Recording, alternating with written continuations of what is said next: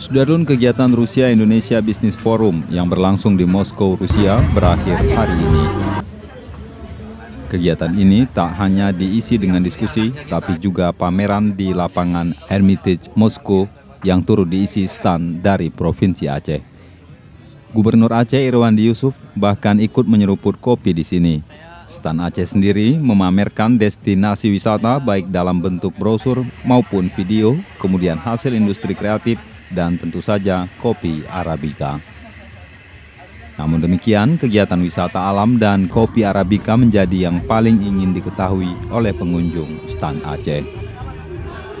Serangkaian kegiatan Rusia-Indonesia Business Forum ini diharapkan tidak hanya mengundang investor untuk datang ke Aceh, tapi juga wisatawan.